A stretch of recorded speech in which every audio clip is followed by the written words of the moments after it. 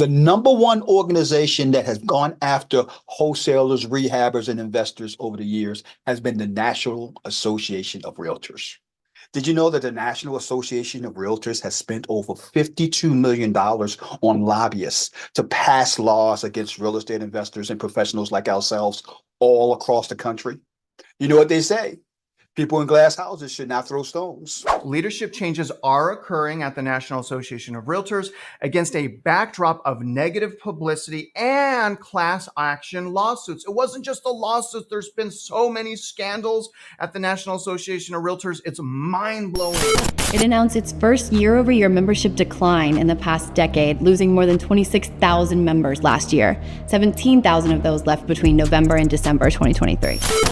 And a Utah man who headed the National Association of Realtors resigns amid sexual harassment. The National Association of Realtors has agreed to pay $418 million in damages to settle class action antitrust lawsuits over broker commissions.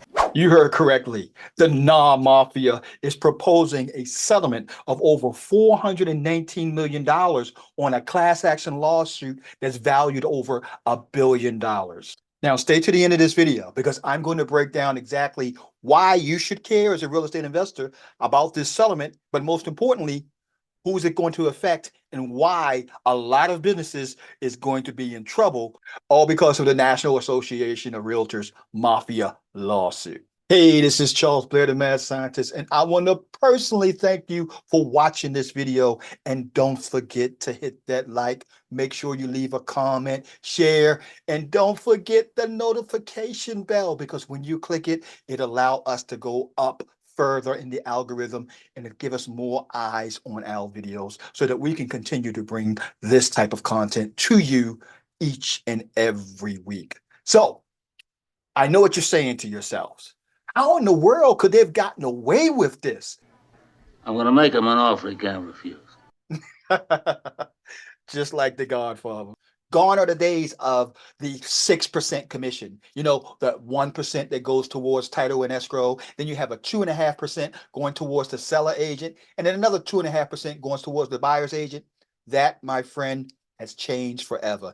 So what does that mean to real estate investors and real estate agents? Well, come July, no longer will there be a set closing cost for buyers. And as a matter of fact, you as the investor dealing with an agent, you will have to find a buyer's agent and you will have to pay them a commission fee. Now, what could that dollar amount be? It could be the same 2.5%, 1%. It is negotiable now, where at first it wasn't, now it is.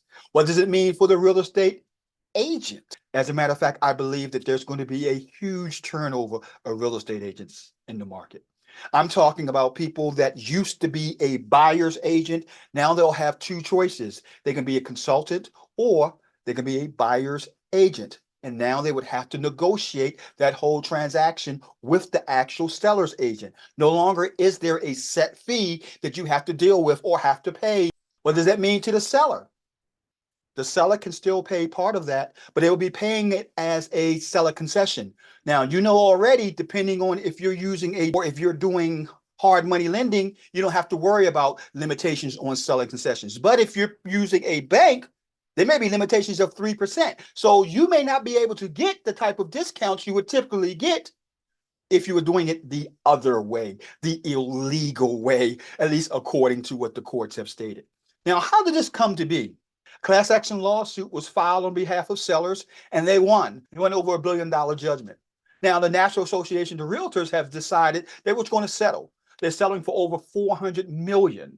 Now, this actual transaction, or should I say this settlement, has not been approved yet by the courts or the DOJ. So it could still fall on its face.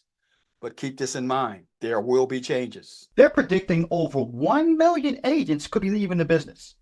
Now, the bottom line is this. If you are an investor that deals with the MLS and buying properties on the MLS, you will now have more power when it comes to negotiating how much you want to pay as the buyer's investor.